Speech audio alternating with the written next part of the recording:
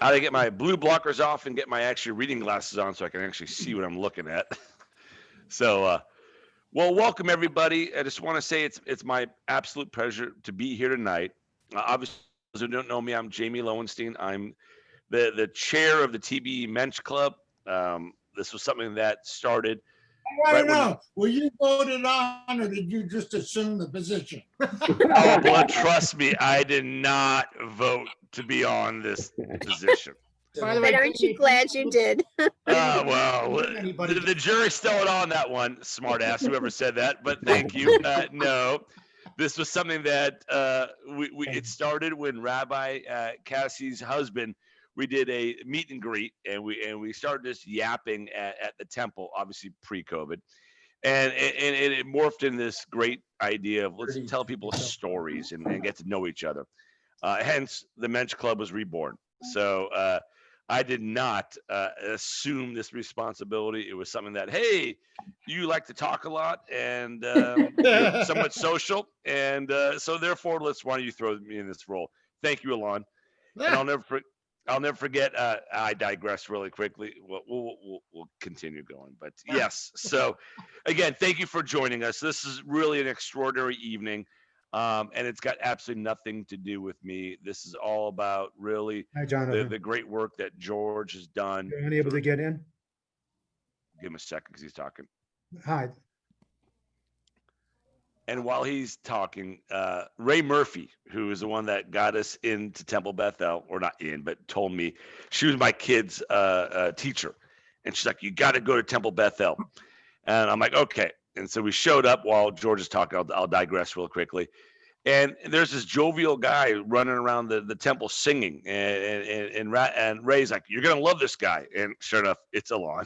And then once I joined, she's like, be careful, because once you join, they're going to suck you in for stuff. Hence the reason why now I'm doing this, right?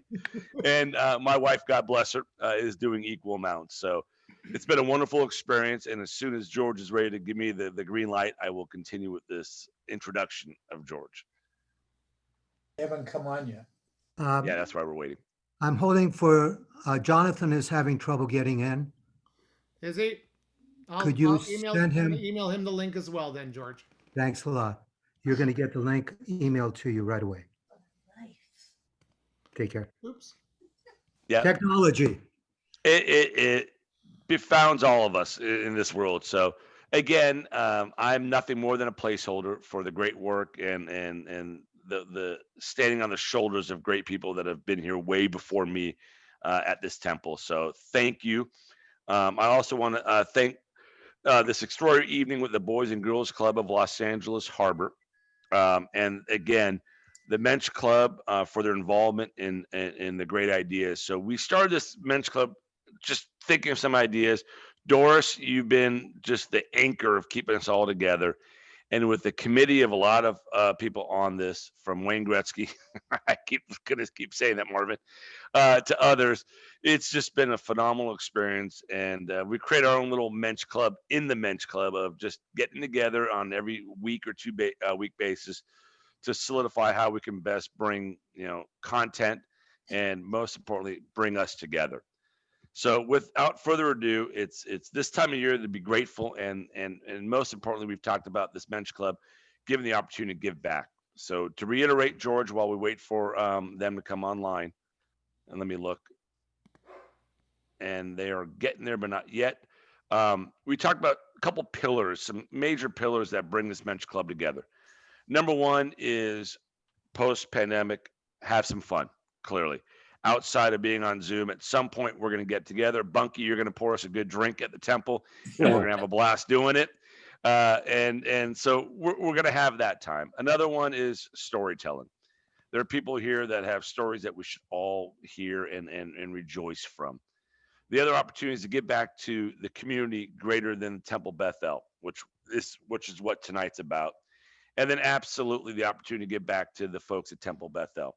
There are people that are in need of assistance and help that we can provide immediate assistance to, be it job search, whatever, which we'll talk about greater in detail later. But again, just thank you all. So assuming that they're on, again, just thank you, the Mensch Club, and the involvement. this is a time of year to be grateful and to give back. And so it's appropriate that tonight we hear how the lives have been changed through the Boys and Girls Club of Los Angeles Harbor. Now it's my pleasure, and not to get teary-eyed, to call on George, who has taken a leadership role in tonight's event and will introduce our program and our very special guest speakers. So without further ado, George, the floor is yours. George, Thanks, he's a big Jimmy. wheel. Good evening. Barb and I have lived in Miralles section of Rancho Palos Verdes for about 47 years. About 18 years ago, I decided to find out where there was a Boys and Girls Club in the area. I was surprised to find that a club site was only 10 minutes from my home, and shocked how different life is for many people just 10 minutes from home. Anthony Luna will share with you some information about the Boys and Girls Club, and no one is more qualified to do so than Anthony. Anthony joined the Boys and Girls Club in second grade and has stayed involved ever since. In his senior year, he became the Youth of the Year for the club, then attended Chico State, and at the same time worked at a club, Boys and Girls Club, as a site coordinator. After returning from Chico, he again worked at the Boys and Girls Club of LA Harbor as Director of High School Services. And today, he is the chair of the Boys and Girls Club of the LA Harbor Alumni Association. Without further ado, Anthony Luna. Thank you, George. Keeps cutting out, like I didn't hear it cut out. breaking up. Like. Can you guys hear me okay? Alon, could you turn off the volume for? I'm going to mute everybody for a second, and then Anthony, if you'll unmute to speak, that'd be great. I think I'm unmuted. Can you hear me okay, everyone? Perfect. All right. First of all, thank you so much for inviting me to speak, George, and to the whole MENsch group. I appreciate it.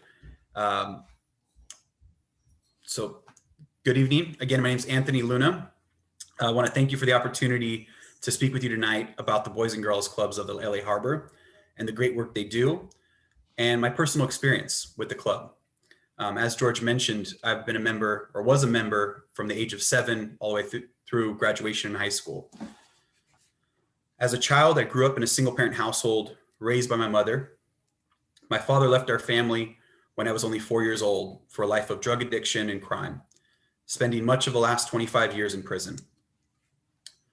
While my mother tried her best, she struggled to raise 3 children on her own. The one place where I knew I could be safe and find people to support my dreams was at the Boys and Girls Club. Especially through middle school and high school, the Boys and Girls Club became my sanctuary and my second home.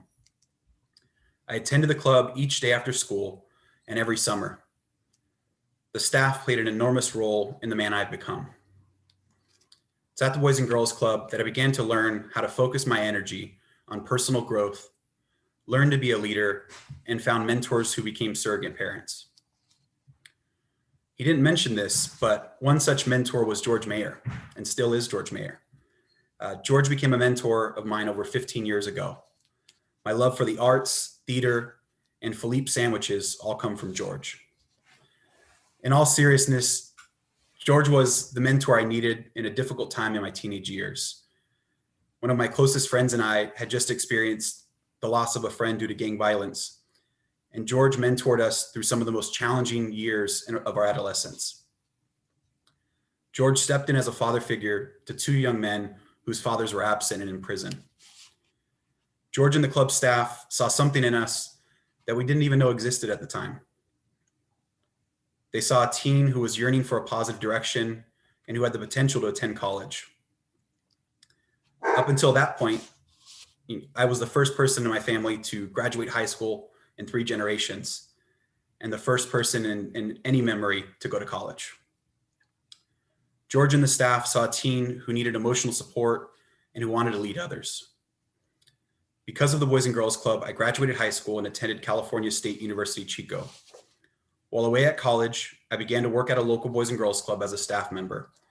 And from 2008 until 2014, I served in various leadership roles across the state of California until becoming the Director of High School Services back at the Boys and Girls Club, where I was a member so many years before. In 2016, I actually began moonlighting in the real estate industry and managing 200 apartment units in downtown Long Beach. I soon realized that I genuinely enjoyed the real estate market and the industry itself. And in 2017, I made one of the hardest decisions I ever made, or had to make so far. And I left the club and joined that longtime mentor of mine, George, as his junior partner and vice president of the firm he founded nearly 50 years ago. The Boys and Girls Club began playing a massive role in my life from the moment I entered its doors. And today, the club is still a large part of who I am. Because of the club, I know that I have the skills necessary to live a positive and fulfilling life. I was recently married 2 years ago. I'm a contributing member of society, active in my community, and I'm giving back to the place that saved my life when I was a member. Today, I have the opportunity to serve as the chair of the Alumni Council, and I'm beginning a campaign to raise $40,000 to help complete the remaining steps of renovating the original San Pedro Clubhouse. Other than just sharing my personal experience with you today, I wanted to share more about what the Boys and Girls Club does, the work they do during regular times, and the amazing work they're doing even during the pandemic. Ultimately, the club's mission is to help young people reach their full potential as caring, productive, and responsible citizens.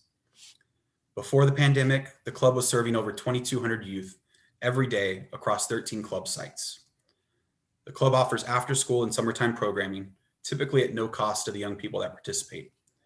And when they do have to charge, it's an extremely expensive $40 for the entire year. The club offers programs in 3 major areas: academics, the arts, and athletics. They offer comprehensive programming both on school campuses and at standalone clubhouses throughout the community. Each year, through their college-bound program, they have an average high school graduation rate of 99%, and they've sent thousands of club kids who are first-generation college students away to universities across the state and across the country. Today, things obviously look a little bit different. Since the pandemic, the Boys and Girls Club has continued supporting the most disadvantaged youth in our community. Across its 7 standalone clubhouses, they're serving nearly 500 youth from 8 a.m. until 6 p.m. 5 days a week. The club provides a safe place for young people to find the tutoring and educational support that they need every day. Meanwhile, in the afternoons, there are enrichment programs for the young people, including fine arts, music lessons, dance lessons, STEM and science programming, general recreation, and leadership development. While the Boys and Girls Club's operating budget has soared to over $4 million and donations have fallen, the club has continued to commit to free service for those youth who need the club the most. Through partnerships and grants, the Boys and Girls Club has actually also started a new program called the Bookstore on Wheels. They secured 36,000 books to distribute to K-8 youth. They're now driving their bookstore on wheels throughout the local community in an effort to provide more positive engagement while schools are closed and young people are stuck at home. As if these efforts weren't enough, as soon as the pandemic began, the club started working on addressing the food insecurity that so many families in our community are encountering right now. With their new weekend wellness program, wellness food packages began being distributed each Friday to provide food support for families for the entire weekend. Packages include enough food to feed a family of 6 or more for the weekend and include non-perishables such as rice, beans, and canned goods, as well as other essential items including tortillas, bread, pasta, meat, and milk. There are so many ways for you to get involved at the club, whether it's with your time, expertise, or financial contributions. My challenge to you today is to talk with George about his experience over the last 15 or so years and think of a way that you may want to get involved. Whether it's mentoring a young person, planning field trips, coordinating events, contributing financially, or teaching a class or program.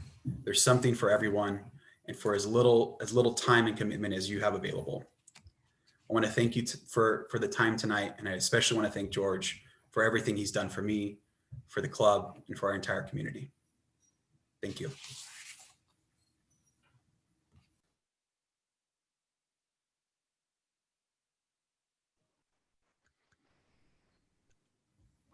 Thanks, Anthony. It was supposed to be more about the club. Oh, I'd like to introduce the next person that also works at the Boys and Girls Club as Chief Operating Officer. And we'll introduce the 4 candidates competing for this year's Youth of the Year. Brian, why don't you share a little bit with us about what these kids have gone through to get to where they are today? You got it. Thank you, George. Appreciate it. Hey, everybody. Good to see you tonight.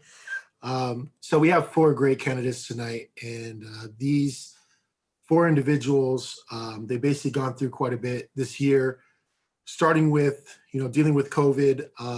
Usually we start off this process for our Youth of the Year, which I'll go into in just a second, around August or September. And we didn't know how things were going to go this year, so we ended up starting late.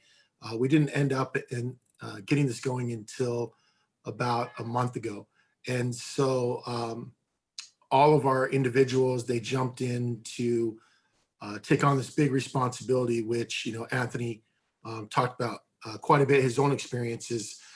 They only had a month really, and Anthony didn't go into all the details on it, which I'll tell you right now what all these youth have gone through. So in the past month, just by throwing their name in the hat to be a Youth of the Year candidate, what they need to do is fill out an application online. It's a pretty extensive application, which includes it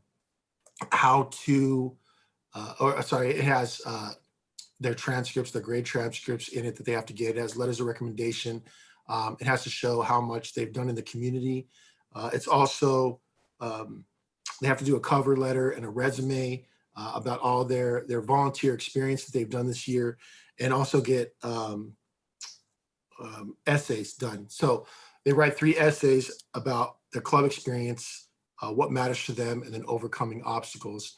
Those 3 essays are developed into a speech, and that's what you're going to hear tonight. So each of them in their journey come up with a speech that they have to give for every level of this judging experience. And they also have to participate in a 15-minute interview at each level as well. So it's pretty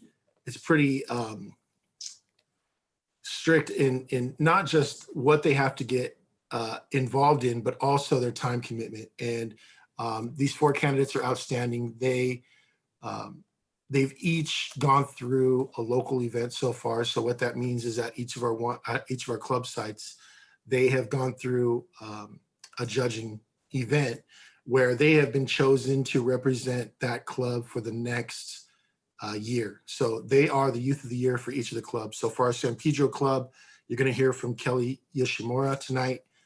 From our Port of LA club, you're going to hear from Marcela Guerrero. From our Harbor City club, you're going to hear from Celeste Magdaleno. And from our Wilmington club, you're going to hear from Nicholas Velasquez tonight. And just to give you some quick background on the levels. So they've done the local one. Tonight's a great experience for them because we kind of jammed this into a shorter period of time. They didn't have a lot of time to practice and gear up for our finale, which is next week. And this is an opportunity for them to practice their speech in front of some, professionals in the community, and some citizens, just some community members out there. And from this point, they go on to the next level for the organization. Whoever is chosen in the next judging round next week, they'll represent our organization as a whole and move on to the next round to LA County. So for the next year, they will be our Boys and Girls Club of the LA Harbor Youth of the Year. And from that point, they go to LA County. There are 23 other clubs in LA County right now that will put a candidate up that will compete against those candidates. 2 of them will be chosen to move on to the state level and go to Sacramento. This happens in, I think it's around March or April. And then it goes to a regional level. We're the Pacific region for the nation. And then from there, if they move on, they get to go to the national level. And at every single level, there's opportunities for them to showcase their leadership skills and gain invaluable experience in talking and sharing their story, in connecting and networking with others. And then there's also opportunities for scholarship. At this event next week, the winner, quote unquote, the one that will move on and be representing our organization, is going to get $1,000 scholarship to go on to college. And the 3 runners up will all get $500 to go towards the college of their choice. So tonight, again, is a great opportunity for them. I'm going to shut up in a minute and let them talk themselves, but I just want to let you know that next Tuesday, we have a judging event. This is for the organization. This is what they're prepping for. They've been prepping for, and what they're preparing their speeches for tonight, getting to do some practice. And then we're going to be doing our finale on Wednesday, December 9th. And the finale, that will be live. It's not going to be live, sorry. It's going to be pre-recorded, but we're going to reveal who that winner is. So one of the candidates that you'll see tonight will go on and represent our organization. And we'll share the link with everybody. I'll make sure that George gets it and can share it to everybody so you can all see that. It's going to have some great information in it, as well as some pre-recorded speeches, again, of our 4 candidates and some of their stories. So without further ado, we'd like to just let them tell their stories. That's what you're all here for. Is that okay, George, Brian? to go ahead with that? One quick thing I'd like to add. After each candidate speaks, we'll have 5 minutes of question and answers. And if you'd like to ask a question of any of the candidates, raise your hand and Jamie will call on you to ask your question. Thanks, Brian. Great. Okay, so we already decided who's going to go in what order. So we are starting off with our San Pedro Youth of the Year for 2021, and that is Kelly Yoshimura.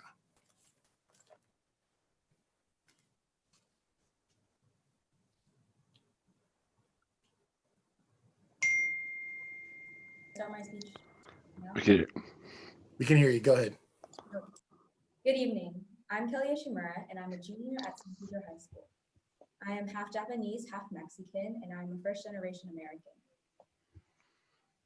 These aspects of my identity have comprised a lot of the struggles that I've encountered throughout my life.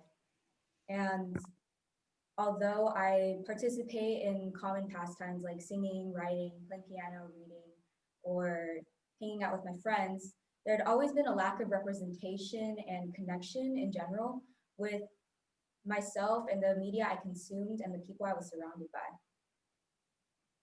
Since my racial ambiguity was something I had always been aware of and was constantly reminded of, there had never been a memorable moment in my life where I hadn't felt like an outsider. From kindergarten to high school, every single day was an experience of imposter syndrome where I felt like I would be exposed as a fraud or as pretending to be someone that I wasn't. I feared that I would not be considered Mexican enough or I would not be considered Japanese enough. And in an atmosphere where an honors program that I was in was mostly white students or 3rd, 4th, 5th generation.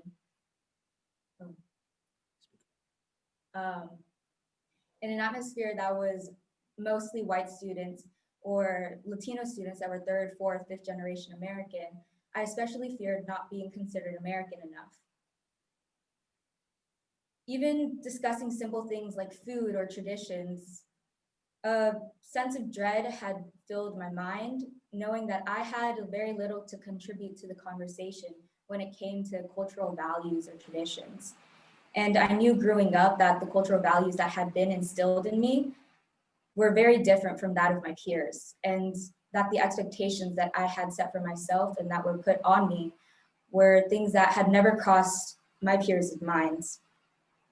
Between my internal conflict as a biracial person and as a first-generation American, and the external pressure from my parents and my family to succeed in a culturally appropriate way, it felt as though I was in superposition between different identities that none of which I could fully connect to. It wasn't until recently that I joined a nonprofit called the Asian Hispanic Empowerment Organization that I felt like I could address this imposter syndrome that I had been feeling all of my life and ensure that other students didn't feel the same. Teaching elementary age students about cultural awareness and giving background on the history of different places became a passion of mine. And as I pursue a further education to university, I hope that I can build a community of future generations and youth that is emphasizing connection and unification, whether it's through becoming a teacher or getting involved in politics or doing nonprofit work. Learning to be comfortable with my identity as a whole rather than its parts has been a difficult journey. And I'm very grateful for the Boys and Girls for providing me with the opportunity to develop deep relationships with people and for the guidance that they have given me in order to pursue things that I would have never imagined possible. While finding a community that I can relate to is still very important to me, I come to learn the importance and value building relationships with people who come with different backgrounds and different cultures. And instead of relating to them on a cultural level, I've come to relate to them on common interests and common goals. Whether it was through music, books, or leadership abilities, establishing friendships and mentorships with different people has influenced my perspectives of the world and has shifted my view of myself and others. Thank you.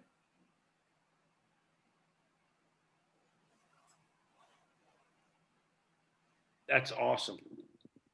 Okay, thank you, Kelly. Thank you. It may be a little hard to see raising hands because we have multiple screens on this. So I just sent something in the text. If I can't see it, please send a question via chat. But maybe if it's okay, I'll start, Kelly. I would love to be able to find out. Or my question is, what has been your biggest learning during this process of being multiracial, first American, and then what's your ultimate goal? What are you trying to achieve by this learning experience? By applying through Youth of the Year. That's what you're referring to? Yeah.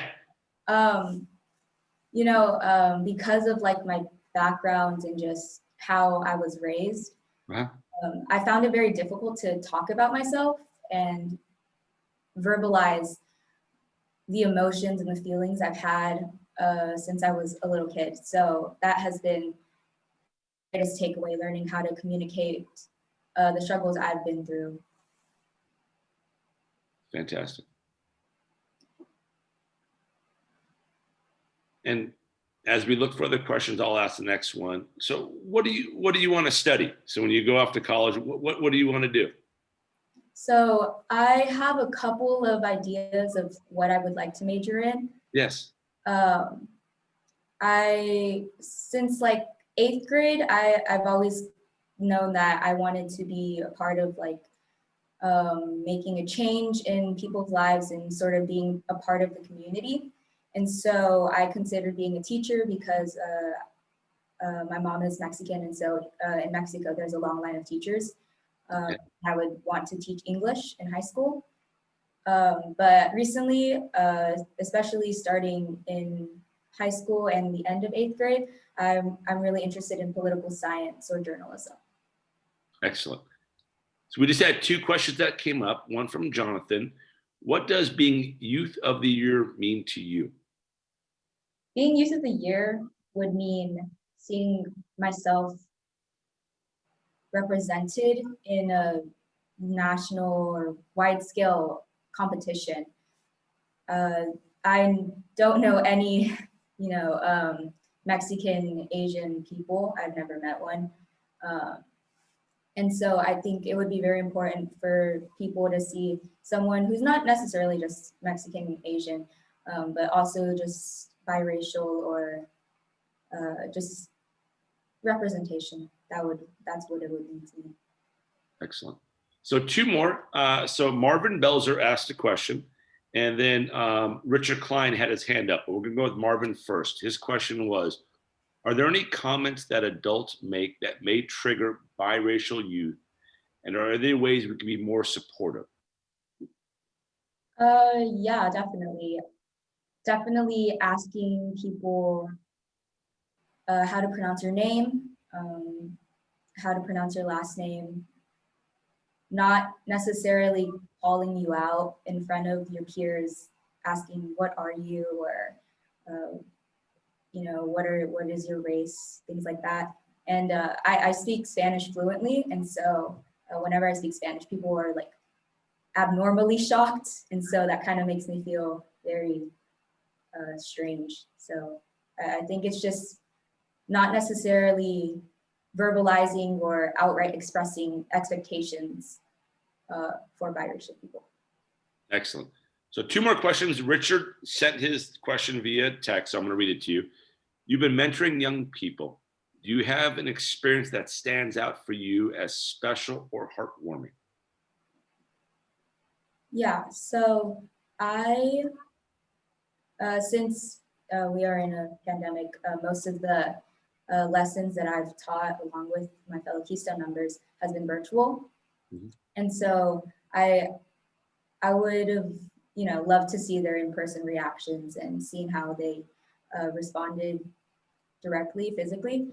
But I know we were watching a video on cultural awareness of Middle Eastern culture, and this was for second graders, and they were so shocked to see Middle Eastern culture, and it was specifically a dance, and they were completely like shell shocked. They'd never seen this before because where I live in San Pedro, there's not that large of a Middle Eastern community. And so I thought that was amazing. And I myself was very intrigued to learn about Middle Eastern culture. So That's fantastic. So the last question, Alon, you had a question? Yeah, first of all, Kelly, wonderful presentation. Kelly, we are about to inaugurate our first female and first biracial vice president of the United States. What does this moment in history mean to you? oh man, that seeing Harris being presented in a position of power that's so significant in this country was not only a relief, but I really felt a sense of representation and dignity that came with it, where I could, even though we're not race, I could feel a sense of connection with her, even though I'd never met her, through her stories and what she shared. And so it meant a lot to me to see not only like a first female and first person of color, woman, but to be biracial too. That's fantastic for me. Just want to say thank you so much for working so hard to be here. And it really has been our pleasure to have you with us. Thank you. Excellent. Ryan? Yes. Okay, so next up from our Port of LA site is Marcela Guerrero.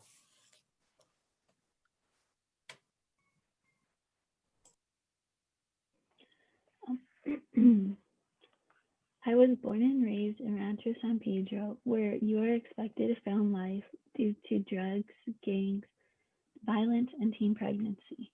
A lot of people expected me to follow my parents' footsteps and be a high school dropout. My mother was a teen mom at the age of 17, and my father was an ex-felon that should have never made it past 18 and an ex-gang member that never thought or dreamt of a future, let alone being a hardworking father. Due to where I grew up, people expected less from me. My parents have been my biggest influencers and even bigger fans. They've instilled hard work, respect, and good manners. They've taught me that no matter what I dream of or how hard things get, nothing can stop me from reaching my goals. Being born into the generation I was born in, I have noticed that phones as well as social media have had a huge influence on me. I remember going into high school and struggling with the thought of comparing myself to these social media influencers. I remember always thinking to myself why I didn't look like these social media influencers and that I had to change who I was on the outside to meet society's standards. Going to high school made me have high expectations about how I should look. As I started getting older, my expectations started to change, and my friends helped me realize that I am loved for who I am, and I don't have to be someone I'm not. I learned that I don't have to reach people's expectations. I just have to accept myself for who I am. I stopped letting people define how I should look and started loving myself. Being Keystone College bound, career bound, and Chicas Unidas has helped me reach my goals of being able to apply to college, not follow in my parents' footsteps, and be accepted for who I am. Going to the club and being in those programs has helped me break stereotypical profiling. I was never expected to make it this far, but I am grateful to say I did. Over time, I worked hard and got help from the staff at the club to do better and be a better person. And now I can officially say that I have been applying to colleges and scholarships in hopes of being a future Toro. The club has been a great support system and has felt like my home away from home that I know I can depend on. With all that said, I am thankful for my life, but even more grateful for the supportive parents I have and for being able to be a part of the Boys and Girls Club family. My name is Marcela Guerrero, and I am Port Youth of the Year. Thank you for listening to my story.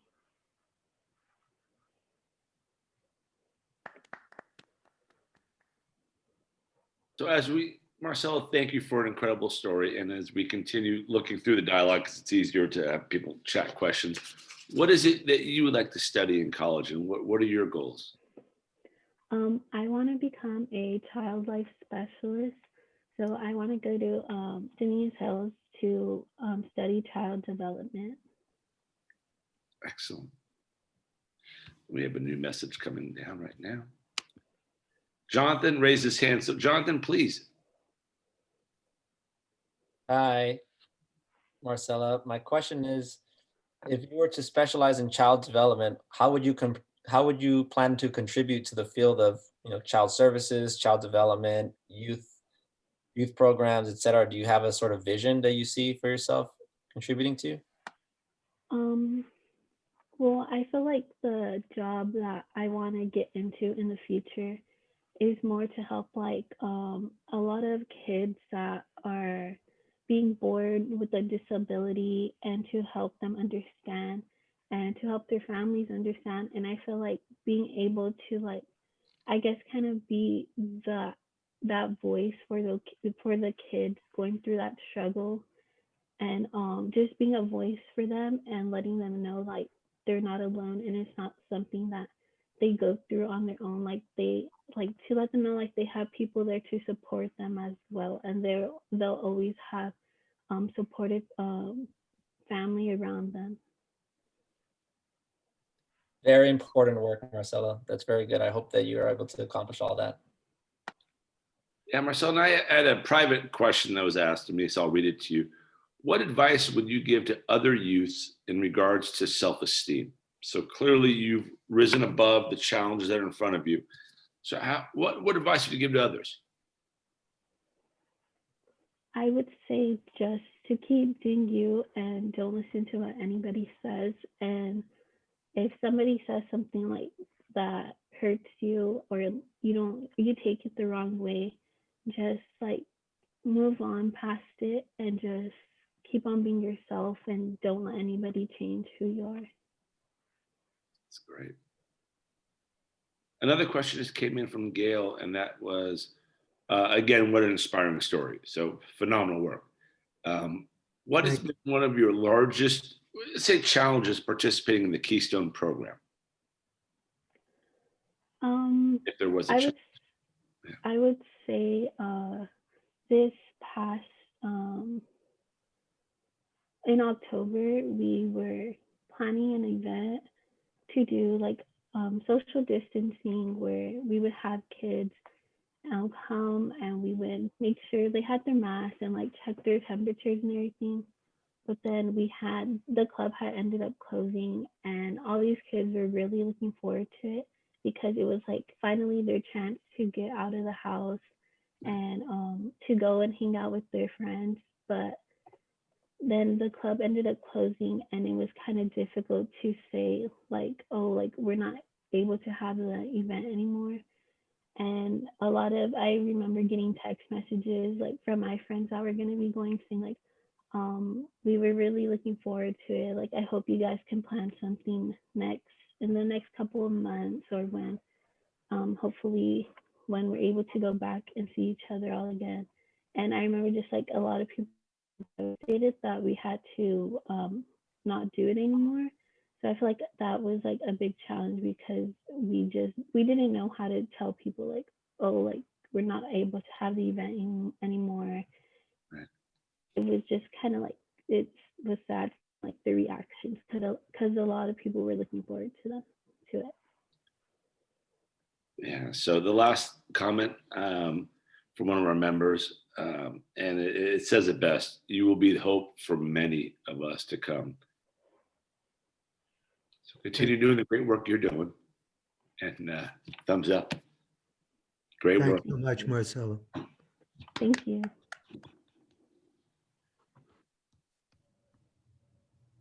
All righty, Brian.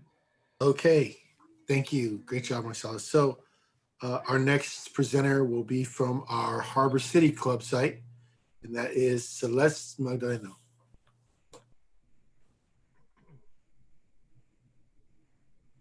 Hello, everyone. Have you ever suppressed your feelings so much you started to feel numb? It's an empty feeling inside, and it's hard to distinguish whether or not you have the ability to feel things. You may see me and think she's fine. She's perfectly fine. But there are times I do not feel that way. I have a long struggle of accepting my self-image, and this year has been a huge test for me since COVID-19 hit. I was stuck at home with my own thoughts running through my head without any outlet. Negativity kept creeping at my door every time I glanced at a mirror, and these negative thoughts and feelings made me overeat and stress about my image even more. It got to the point where I stopped wearing the clothes I love because they just didn't fit anymore. Instead, I wore big baggy clothes to hide myself in. At this point in my life, I truly stopped caring. I lost complete motivation. I stopped feeling. I was numb. Around the same time I was going through this episode of darkness, I also found out that the club was going to open back up again. At first, I was hesitant to go because I didn't want other people to see me the way I was, because I was ashamed of myself. But there was a little part inside of me that was maybe somewhat hopeful that it would help me pop out of my little bubble that contained all my pessimistic thoughts. Slowly but surely, my mental health did start to improve. The club has always had a positive impact on my life ever since I started it at the age of 6. I was encouraged to join by a teacher who suggested that I needed help with my studies, being a first-generation student and knowing very little English. I was so nervous and scared to start that day, the first day I started. However, as soon as I walked to the big blue gates, I was welcomed by all the friendly staff and all the smiles from all the kids that were there that day. It truly made it feel like a second home. Now, fast forward to 11 years later, I'm still here. I have been part of various programs over the years. Some programs that stand out the most to me are Art, College Band, and Keystone. I joined a crochet class in the 5th grade, and I absolutely fell in love with it. Crocheting actually became my coping mechanisms later on in life and helped turn my stress into beautiful art projects. In high school, I became president of Keystone, and I was able to organize and facilitate many community outreach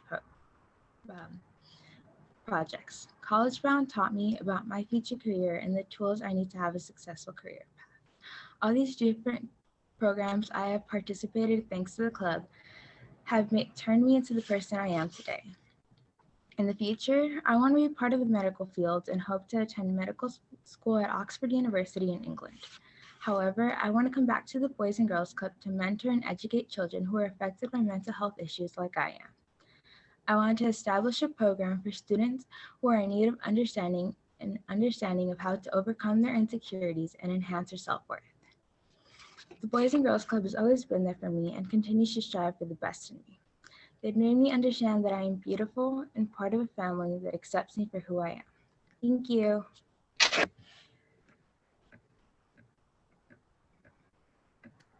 That's awesome, Celeste. Great. And as we wait for questions to pop up, you're surrounded by a lot of doctors on this. Shocking. And so if you need any medical school advice, we can definitely hone that down a little bit, because we do have several doctors on this Zoom right now. So that's phenomenal. So you want to go to Oxford, but is there a school or is there something you want to look to before, is one question. The other question is, that's beautiful how you're able to use art as that intermediary into just that recognition or escape. How are you using that today? Because I see some socks in the back of your house or your room back there. So I just be curious how are you using art and as as part of it. Oh. So first, Yeah. I still haven't decided what I want to study to complete my bachelor's degree before moving on to medical school. I was thinking of science, maybe, focusing on a science subject, more specifically chemistry. But there's actually stockings in the back, and I actually made them myself. They're crocheted by hand. Awesome. Yeah. So, when I'm stressed, I really I take a break for myself, and I just start crocheting, and I just start making different projects, one for everyone in my family right now. Yeah. And what kind of, you will go to medical school. What kind of doctor would you like to be? What would that I was hoping to become a pediatrician, because when I was little, I was in and out of the hospital because I had severe asthma, and my pediatrician helped me so much through it, and I want to be just like her. Excellent. So one of my most interesting doctors, so here's a question or a statement. One of my most interesting doctors was the only applicant to medical school with an undergrad degree in Sanskrit, which is pretty cool. And pretty neat. And so Oxford, huh? That's a pretty big jump. Look at you want to go to Europe. That's phenomenal. Yeah. Yeah, congratulations. And you'll go far. And if you do need any advice or any, assistance with decision making, like I said, there are a lot of doctors on this screen. I'm not one of them, but there are quite a few. Thank you. Yeah, absolutely. Thank you so much for participating, and wish you much luck next week. You did a great job, Celeste. Thank you. Thank you. Thanks. All right. Brian? Hi, Crystal here. He just messaged me that he got kicked off, so I'll be introducing our next candidate, which is Nicholas Velasquez, Youth of the Year for Wilmington.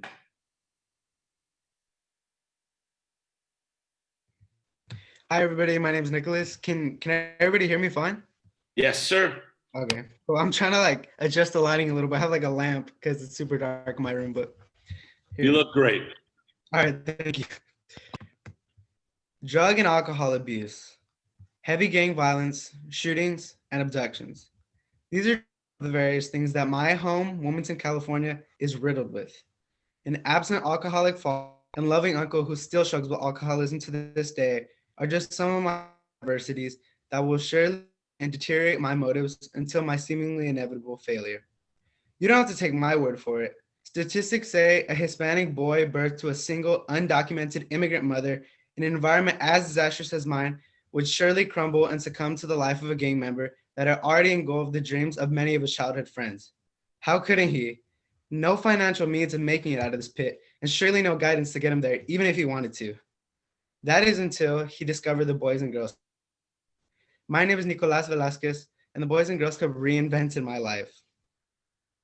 From the second I walked into the club, a feeling of security fell over me.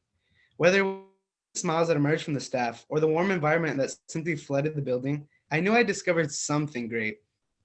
I instantly fell in love with the various programs at the club, my first being the Lego Club with Josh. It was fun and it was easy. But as I transitioned into different stages of my life, I started to really further appreciate the many educational and growth-based opportunities the club offered, from college which helped me envision a path beyond high school that I've been building since elementary school, to Junior Youth of the Year in middle school, which helped me shape my passion for serving my community and being a leader, to present day, where I'm the Keystone Treasurer and I'm taking dual enrollment college classes during high school. The club is always at home and even a first when times get really tough. Watching your uncle pass away to cancer and grandpa become disabled is no easy task, but there's always a loving staff to talk to at the club. When life turns me upside down, the club helps hold me back down. Today, I'm a community-oriented and passionate individual who takes pride in my club membership. I'm a 4.0 student athlete who's involved in numerous extracurriculars to ensure that my goals of attending a 4-year plus university, becoming a neurosurgeon, come true. I'm a leader who respects cultural and personal differences, and I want to educate and inspire the next generation of youth to make sure they do too. Not bad for a kid who wasn't supposed to be here. And what better way to say thank you at that very place and the world how they changed my life and the lives of 4 million kids and teens worldwide. To me, Youth of the Year means so much more than a title or name. It means embodying the name Club Kid. I just don't approach this year-long responsibility, but rather welcome it. I will live up to the name and be more than my circumstances. I am walking proof of what the club can produce, and I want to let it be known that great futures truly do start here. Thank you for your time and consideration. Nicholas, that was phenomenal. Thank you for, first of all, thank you. That was awesome. You will be that surgeon and that athlete and that 4.0 student and move me on your circumstance. So thank you for everything you've shown us tonight. And how can we help our students who may be lost to find their ways to the Boys and Girls Club? This was something from Marvin Belzer, one of the actually physicians on this call. Like I said before to Celeste, we're all fortunate in that we have a lot of physicians on this where they can help guide some of that light. So Nicholas, your future is bright. Congratulations. You're awesome, man. Congratulations. Any questions, guys? Yeah, oh, please. Thank you. And any questions for Nicholas, guys? There was one that, Ron, how does your fam, and it just ended at that, so I don't want to extrapolate on a question that I don't understand how to answer or ask all the way.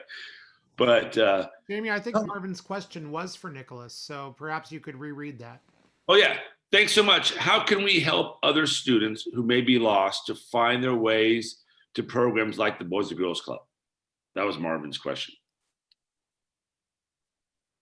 You know, I think it's really difficult on a larger scale to, solve problems like that, like trying to get kids involved in the club who aren't necessarily most open or who aren't necessarily like the most stuck on a vision and on a goal.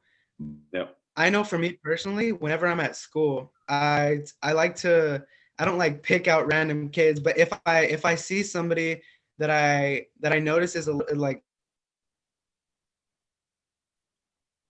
Oh, we lost your volume for a second, buddy.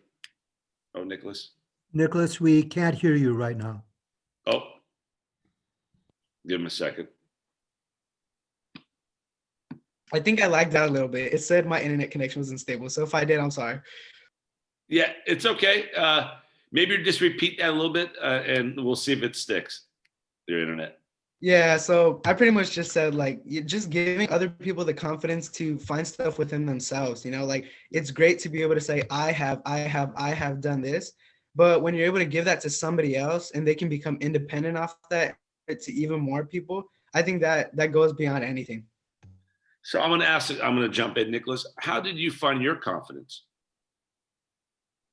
Well, it was a little hard. It was a little hard because Crystal works at the Wilmington site, so she knows a lot of like how I was. So I started off like just super shy, but this was like my first couple of days at the club. I started off super shy. And then I'm not gonna lie, through middle school, I was like the most annoying member you could find. Like I was a little too like unshy. So there I kind of found my way and I found a good balance into where I am now, to where I'm confident, but I'm not an annoying 7th grader anymore. So yeah. And so Nicholas, I'm going to go back to Marvin's question because Marvin asked a really good question. Now that we have a little more depth behind it. What's the best way we can help you out? What's the best way that we look at Nicholas times 10 of you? What can we do? What's the best we can do to help in any Okay, well, in any capacity, I think the best thing is honestly just like, I'm not gonna ask for you to give me this or not give me this. I think just if you want, just follow me, I guess. Like follow me, follow. I know some people in here who I didn't know before, and I know some people who I know before, but I don't know. Do you guys want my email? I can talk to you guys. I'm not really sure. Absolutely. Yeah.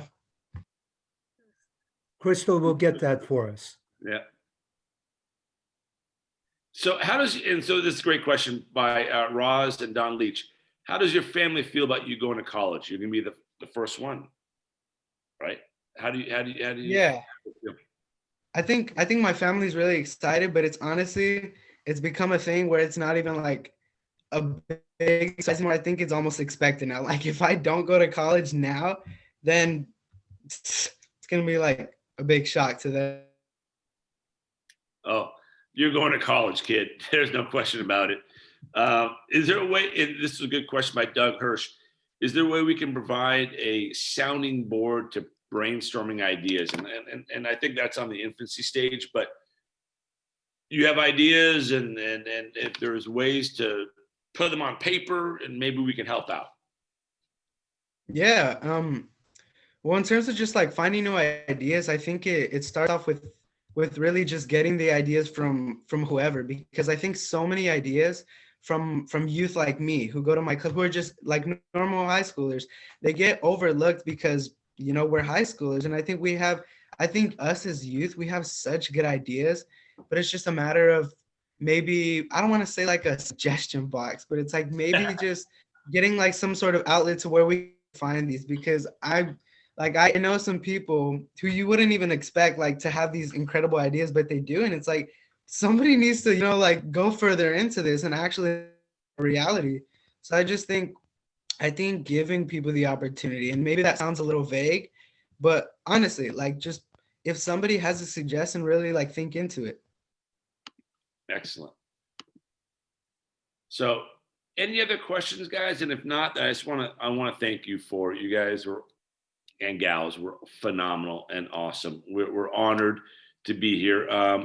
There's one more question from Gail. So who was the greatest influence in your life that helped put you on the road to success? Honestly, I don't have one person. I can't say that I have one role model who I completely look up to, but I do think it's a mix of different things. You know, you can take a sports example for one example. You can copy Kobe's fadeaway, but you don't want his like angry demeanor to where he can't work with teammates, you know? So I think it's just meeting, and even through Boys and Girls Club, I think it's meeting some really cool people and taking little bits of what they've been able to teach you and creating yourself as a whole, because I think that's really what makes a person. But it's just finding the right thing. You don't want to take some bad attributes and say, hey, I want to be this. You would just want to be the best version of yourself. Right. Absolutely. Thank you, Nicholas. Are we missing anything, George? Any follow-up thoughts on your end? No, Nicholas, thank you so much. Great job. Much luck next week. And thanks for putting in all the hard work. It shows. Thank you. Thank you, guys. Take care. Phenomenal work. So as we wrap this up, there's obviously a call to action, and the call to action is what's right in front of us. And now, in keeping with the opportunity to make a difference, the MENsch Club's goals have always been, or as we start this up again, providing both to the temple and the community. This is our chance to offer financial support to the Boys and Girls Club as a whole. To these four fine individuals that will go far in life, which you will, and we will look to watch your success and see that firsthand. But there's also an opportunity to donate, and it's not just with financials, right? But there's and you're going to see it. Alon sending the links to donate financially. But I think that we've heard from everyone that it's not just financials; it's that leading support and offering your assistance. So we have 2 future physicians, right? And we have a lot of physicians on this Zoom. So there's an opportunity to step up, right? There's someone that wants to go into business. Well, maybe one of us can help out as well, and as George has done. So Alon's done a phenomenal job right there. So thank you, Alon, both on the Venmo and then also to Shoni, right? So finance at Bethel is Shoni, of course, right? You also have the opportunity to succeed in creative ways and show that each of you are truly inspiration to all of us. Additionally, we're going to email George individually on ways that we can contribute as people and our skill sets. So we all have our strengths, and we all have the opportunity to donate time and resources individually. So we will definitely do that. We'll send that in the chat room. I'm not sure if it was already sent. It's being sent right now. Yep, there we go. There's one more to go. And then George, we will send it to him as well, email, that there's other ways to give. So there's financial, clearly, but there's also the opportunity to give individually. And that's both with your skill set and your things you enjoy. So be it art, be it whatever it may be.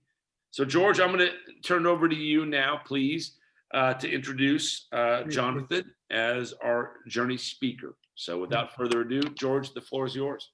Thank you, Jamie. One of the goals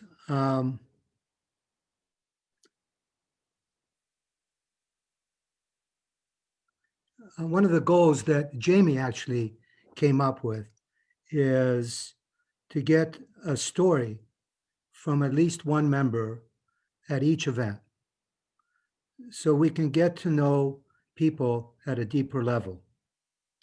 Tonight's speaker is Jonathan Villanueva, who I first met at the Boys and Girls Club in the discussion group I was leading. He and his family have been Temple members for many years, and I'm looking forward to him sharing his story with you. Jonathan, it's all yours. Awesome. Thanks a lot for the intro, George. I appreciate it. So just real quick, this is my wife, Rima, and our new son, Isaac. Yitzhak. Oh, he's asleep right now. So don't worry about that. So I was asked today to sort of highlight my experience at the Boys and Girls Club, and also kind of how it coincides with my, my Jewish identity, my Hispanic identity, just kind of to give you guys, what it looks like for someone who grew up in very similar circumstances to you all. Of course, we all have different experiences, and that's okay. We all have different lives, and we live our lives and learn how to contribute to everyone as much as we can. But anyways, so I joined the Boys and Girls Club when I was I think I was in 6th grade, actually, or maybe even the summer before the 6th grade. I was at a childcare in Wilmington. I actually went to the Wilmington Boys and Girls Club for like 2 weeks. And then I ended up only going to the San Pedro Boys and Girls Club. And I went there for a couple years, but at the time, me and my family were actually going to a synagogue all the way in Los Angeles. It was called the Pinto Synagogue in the Pico Robertson area. And we went there because my grandfather, he lived right across the street. So we would just go there before Shabbat, spend the night, and we'd walk over and do the whole Orthodox Judaism thing for most of my life up until around maybe the 8th grade. And so, being a Jew and being Hispanic, being a Jew, no one really even asked me about being Hispanic or anything like that. There was not really much I thought about. But being a Jew outside of the Jewish community and the Hispanic community, that was where I got a lot of questions. I got a lot of questions about, how can you be Hispanic, or otherwise they would just, assume I was Mexican. So how can you be Mexican and also be Jewish and not or Christian or anything like that? And at the time, I had no answer for them. I don't know. I mean, this is just what my parents tell me I am. I go to Shabbat on Saturdays and Friday nights, and that's just the way it is. But then as I grew older, I really got to explore my Jewish identity. So I still embrace a lot of the Orthodox aspects of my Jewish identity because of my grandfather. But at the same time, because when my family found Temple Beth, I really got to see a new side of Judaism that I never really experienced. So a more, I guess you can say, a more open-minded, a more just open in general. You know, the Temple Beth is involved in interfaith councils and a lot of community outreach, etc. And it's a community that I've really grown to love because they love me, but they also show me how to love others, you know, because of our differences and not just because they are already a part of our own community. But regardless, so I want to talk about my experience at the Boys and Girls Club. So I started going there at the age of 11. And I want to say that I know you guys probably already know Youth of the Year is you guys have taken full advantage of all the programs at the Boys and Girls Club. But in my first semester of middle school, I totally bombed it. I mean, I just did not have good time management. It was just total fail. And, you know, college bound was always there. John, you need to come in after class, after school. And the first thing you need to do is I forgot what they used to call it, like tutoring hour or something. You need to come here and do your homework for like 2 hours, you know, because this is to do in order for you to get the grades that you need to get. And so I didn't listen, boom. I mean, I went home, my parents found out I was in big trouble, you know, but that's okay. I got my act together. Next semester, I started doing homework. 2 hours right after class, I went to Boys and Girls Club, sat there 2 hours because at the time I was obsessed with basketball.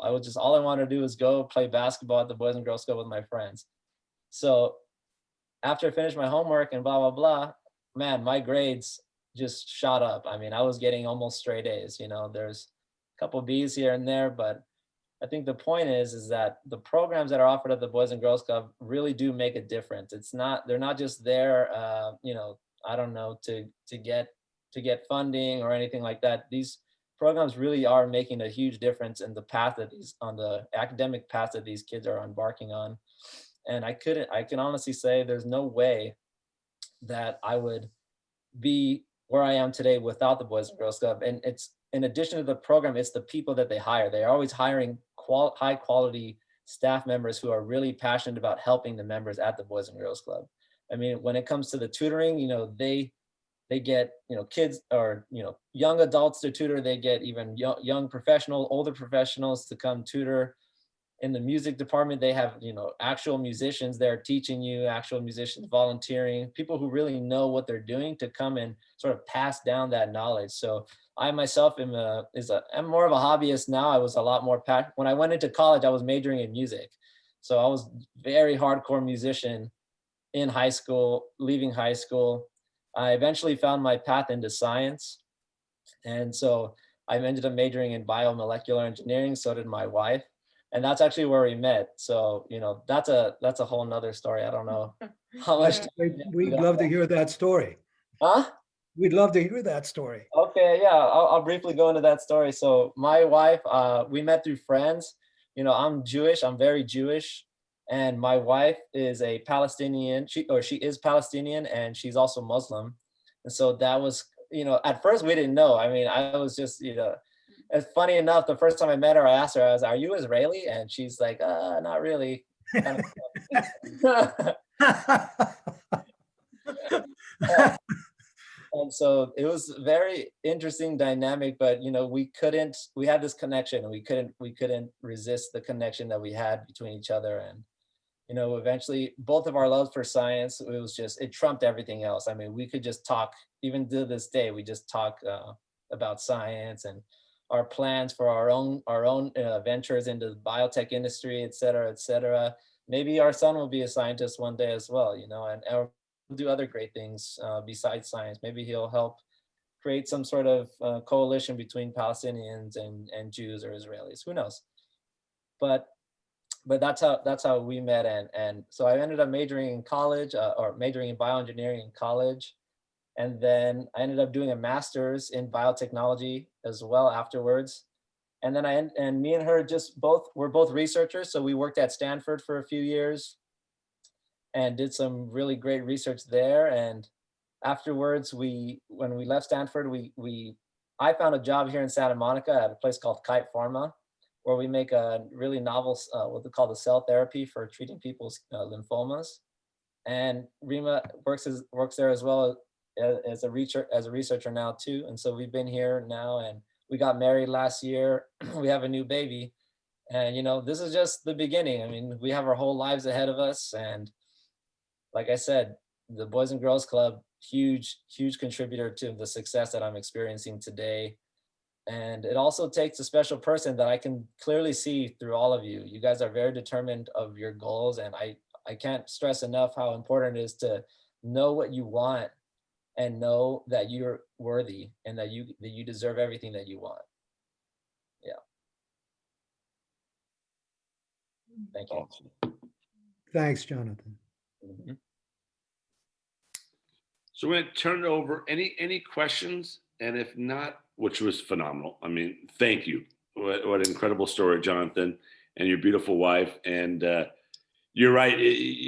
Not to digress. My first girlfriend was Turkish and Muslim as well, and had no idea. And you're like, oh my gosh, this is so. It holds none of that, and so that's awesome.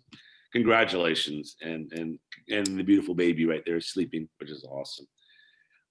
Cantor, the floor is yours, buddy. Thank you so much, Jamie. I guess I should maybe spotlight myself. Why not? Anyways, Jonathan, so proud of everything that you have accomplished and become in your life, and as I put into the chat, it just every time I see you, you just embody the whole reason why I'm so proud to call myself a life cycle cantor, and having been a part of several life cycle events in your life, and with you and Rima, and it's just every time I get to hear you, every time I get to hear your brother and speak to you guys, you guys are my family. So I'm just so proud of you and what you and Rima and this beautiful Yitzhak Ishmael, this beautiful boy of yours, and I can't wait to finally hold him and be able to meet him in person at some point. So I can't wait either, Cantor. And I want to say, I also don't want to downplay how important the Temple community was in my success as well, and including you. You did my bar mitzvah, the rabbi, my confirmation, everything. The community at the Temple Beth was extremely nurturing, and I can't thank you all enough for everything you've provided for me and my family. All the love. Well, there's so much love in your family too, and it's an example to all of us. And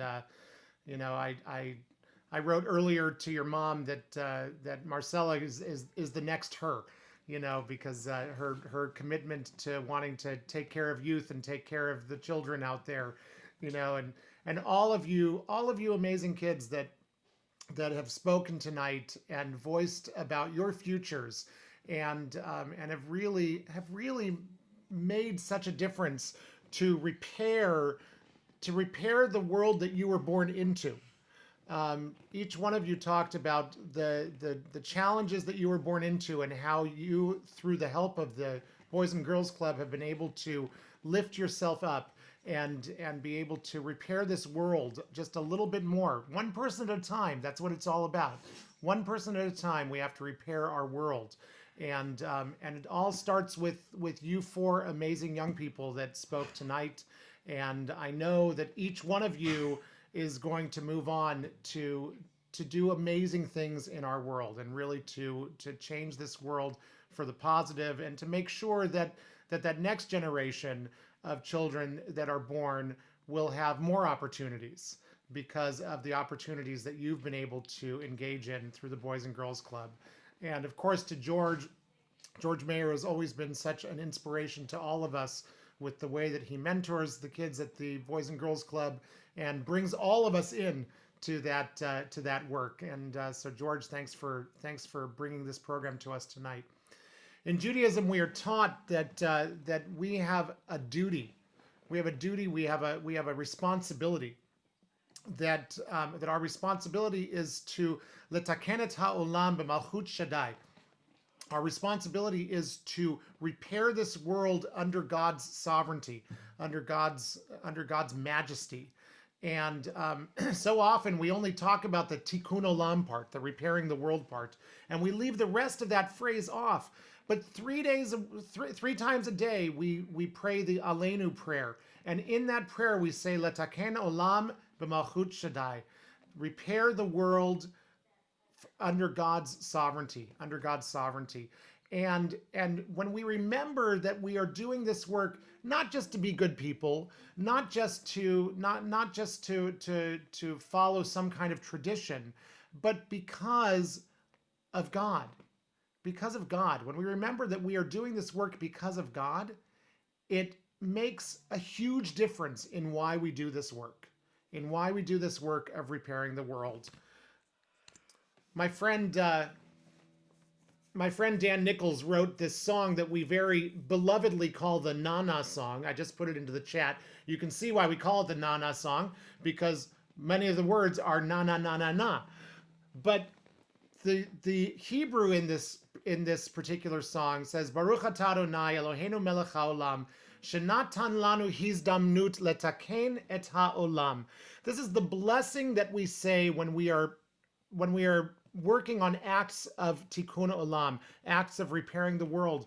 And I want you to hear what this blessing says. It says, "Blessed are you, Adonai our God, sovereign of the universe, Shenatan lanu, for giving us the opportunity to mend the world, for giving us the opportunity to mend the world." You notice it doesn't say for commanding us to mend the world, for telling us that we have to do it. No, because mending the world is not a commandment.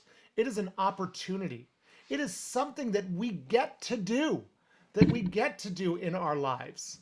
And we shouldn't be focused on it as a toil or as a responsibility, but rather as an opportunity in our lives, that each one of us has the opportunity to touch someone. Each one of us has the opportunity to help someone. My friend Brian Gibo and all the incredible people that are working over there at the Boys and Girls Club, they don't do it because of a responsibility. They do it because of the opportunity. They do it because of the opportunity to change someone's life. And we heard from only 4 of the thousands of youth whose lives are changed as a result of their work. So I invite you to join with me in these words. If you want to scroll down, and if you like, sing along. If you don't like, bebop along if you want. But the song goes like this.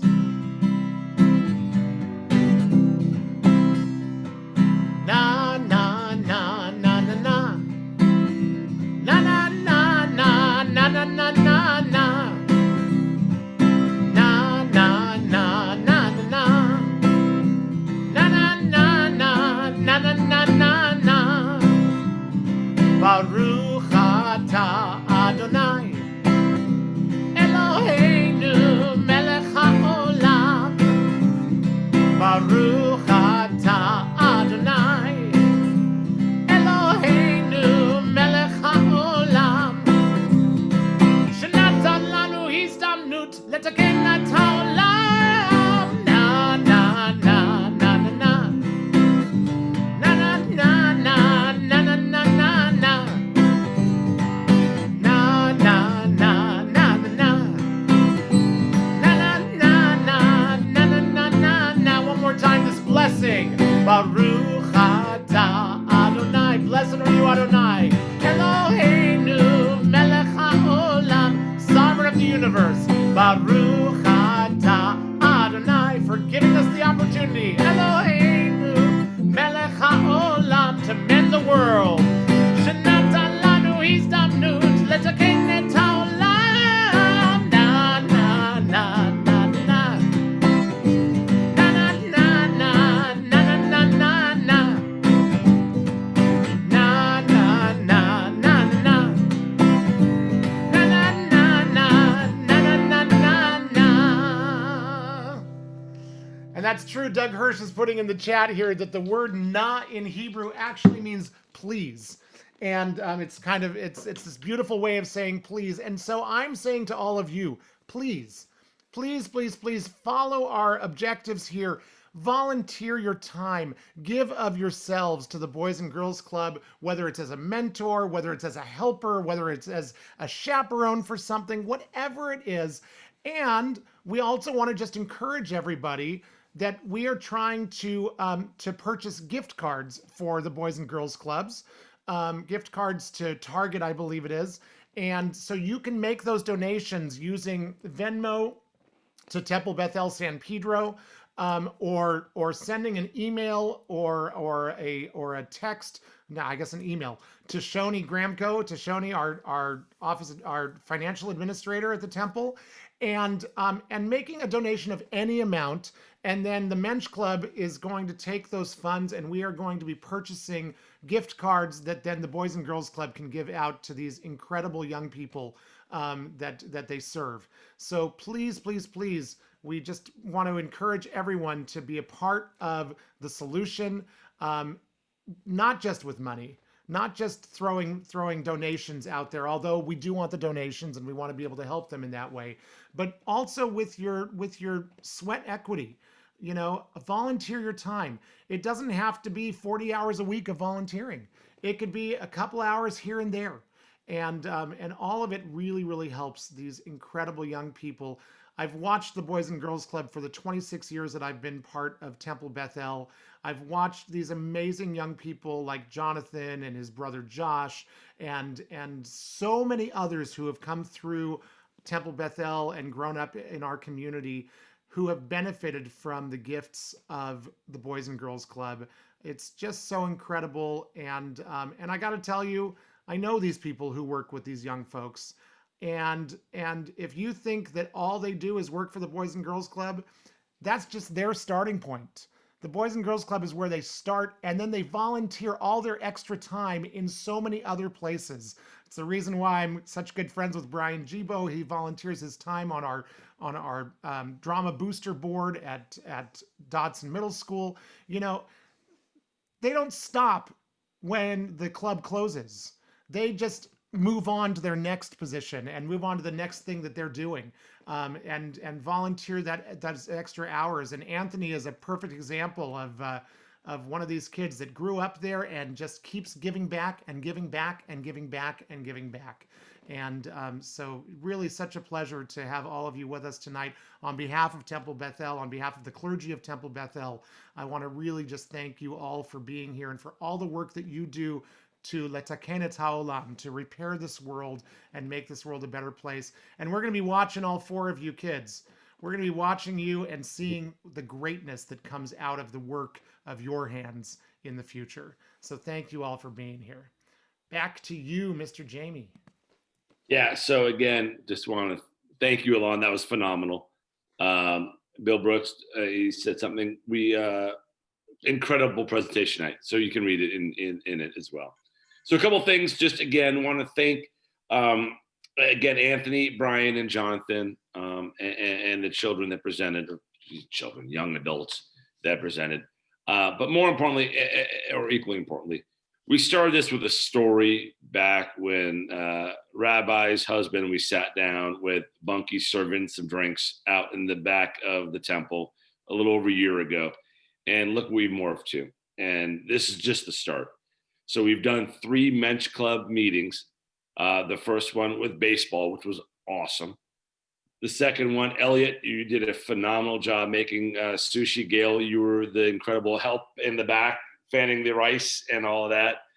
To George, where we are today. And our future's bright. So I just want to thank you all. I mean, this is what it was meant to be. And so, and I don't have a guiding light. I have no words of wisdom on this. I just want to thank you all. The contribution you all make are just phenomenal. So what we will do is we will, and I know it's email this, do that. We're going to make it really easy. So those who want to dedicate time, we will make it very easy so you can sign up to dedicate time. For those who want to donate finances, Alon sent multiple screenshots on how to do that. So figure out what you want to do. It's not one or the other, but at the end of the day, we're in this together. Our next MENsch Club is going to be about more automotive stuff. So it's going to be more, hey, let's see what we can do from and some stuff like that. So there will be a day when this COVID nightmare is behind us and we have the opportunity to get together in front of us. Bunky, you can make some drinks for everybody. We look forward to all of us getting together and giving each other a big hug. But right now, I just want to give one big hug to George. And I don't want to get teary-eyed over it, but thank you, buddy. So I love you, man. And thank you for all you've done and inspiring us to where we are today. And thank you, George. So without further ado, guys, happy MENsch Club. And if there's anything else, let me know. Also, a big thank you, of course, to Doris Jacobson, Of course. our director of Open Tent at Temple Beth, and really gives so much of her time, way more than the hours that Temple Beth pays her for, believe me, but so much of her time to making sure that our temple really continues to be a guiding light here in the South Bay. So thank you, Doris. If we'll be on for another 10 or 15 minutes, if anybody wants to stay on and just chat, we'll be here. Thank you so much for attending tonight. It's really been a wonderful experience. Thank you. Thank you, George and Doris. And any of you are welcome to unmute and be able to just talk freely now. Yeah. So I am going to stop the recording because that way whatever you say won't go on for